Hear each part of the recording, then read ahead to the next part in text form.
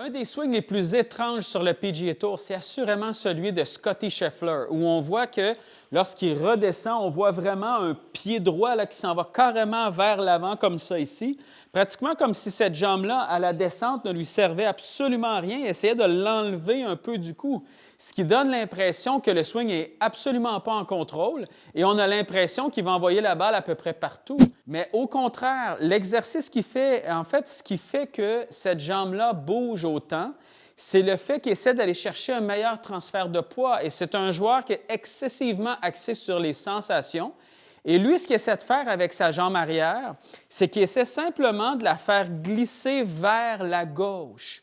C'est un golfeur un peu plus puriste du côté transfert de poids, c'est-à-dire qu'il essaie d'aller chercher vraiment un bon appui sur sa jambe arrière à la montée et ensuite, à la descente, il essaie vraiment de sentir énormément de poids sur sa jambe avant, probablement plus que la très grande majorité des golfeurs qu'on voit à la télé. Mais pour le sentir, le meilleur moyen pour lui a été de prendre, par exemple, son pied droit et de simplement commencer à travailler en le faisant glisser comme ça ici vers l'avant. Et plus le pied droit glisse un peu vers la cible, bien, plus le poids se retrouve sur la jambe avant. Donc, si je m'installe comme ça, je vous le montre. Je m'installe à la balle. Lui, ce qu'il essaie de faire, c'est de prendre ce pied-là ici et de le faire glisser vers la cible comme ça. Donc, carrément vers la cible.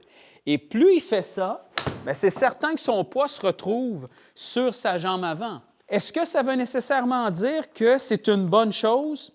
Pas nécessairement. Pour lui, ça fonctionne parfait, mais jamais nécessairement on va enseigner de faire ça, simplement parce que, justement, ça amène beaucoup d'instabilité au niveau du swing.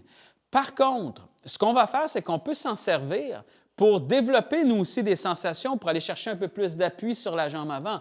Si c'est quelque chose que vous avez beaucoup de difficultés à faire, donc vous avez beaucoup de difficultés lorsque vous redescendez là, à vraiment sentir le poids sur la jambe avant, et donc vous avez tendance à rester un peu trop sur la jambe arrière, bien, ce que vous pouvez faire, c'est que vous pouvez commencer à travailler cet exercice-là et justement en l'exagérant, bien, ce que ça fait, c'est que ça va vous donner la sensation du poids sur la jambe avant. Ce que vous pouvez faire, vous montez comme ça ici, vous vous assurez que votre poids soit quand même légèrement sur votre jambe arrière, donc par exemple pour droitier sur la jambe droite. Et à partir d'ici, ce que vous allez faire, lorsque vous allez redescendre, imaginez-vous que votre but est de prendre votre pied droit ici et de le faire carrément glisser vers l'avant, vers votre cible.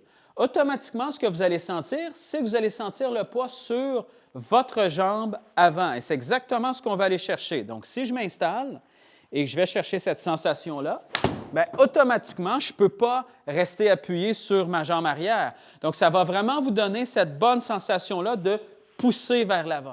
Quand vous allez faire ça, assurez-vous de tourner. Okay? C'est bien important parce que plus vous poussez vers l'avant, plus vous allez avoir des risques aussi que le corps vienne un peu s'écraser comme ça ici à travers la balle, ce que Scheffler ne fait pas du tout. Donc, si vous poussez comme ça, mais que vous ne tournez pas suffisamment, et tourner suffisamment, c'est ce qu'on a déjà vu ensemble au niveau, par exemple, de la boucle de ceinture, de sentir qu'à l'impact, votre boucle de ceinture regarde déjà vers votre cible devant vous, bien, ça va énormément vous aider. Si vous faites simplement pousser sans tourner, le corps, qu'est-ce qu'il va faire? C'est qu'il va avoir tendance à s'écraser comme ça ici. Vous n'aurez pas de meilleur contact, vous n'aurez pas plus de puissance, donc ça ne vous servira absolument à rien.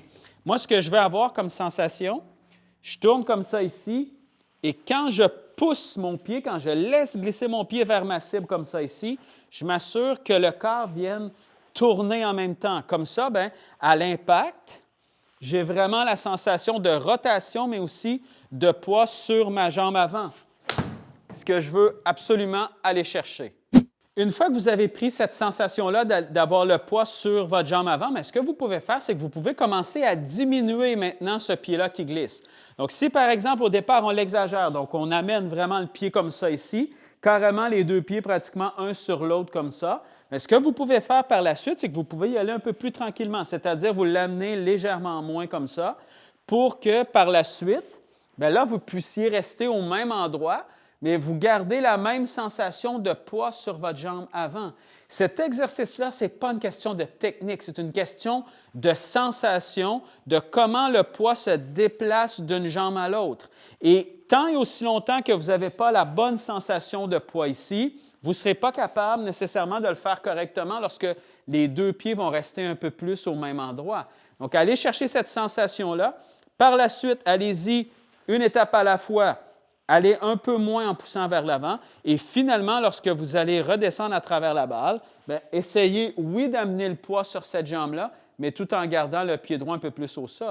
Si jamais vous développez, par exemple, de bonnes sensations avec un pied qui glisse légèrement vers l'avant, aucun problème, allez-y. Ce n'est pas grave, même si le pied bouge un peu, ce n'est pas grave, mais prenez simplement conscience que c'est possible que vous ayez un peu moins de stabilité au niveau de votre swing. Mais si pour vous, ça donne de meilleures sensations parce que vous allez aller chercher un meilleur transfert de poids qui va amener par la suite plus de distance, qui va amener un peu plus aussi de constance au niveau de votre contact, parfait, allez-y. Même si, lorsqu'on va vous regarder, on va peut-être avoir l'impression d'avoir un peu moins d'équilibre. Ce n'est pas grave. L'important, en fait, c'est que ça fonctionne pour vous. Je m'installe et je vais chercher un peu cette sensation-là. Donc, je vais y aller un peu moins intense vers l'avant, mais quand même, je vais amener mon pied un peu vers ma cible encore, tout simplement comme ça ici. Et par la suite, lorsque j'ai cette sensation-là, j'essaie d'aller chercher la même chose, mais en gardant mon pied droit un peu plus au sol.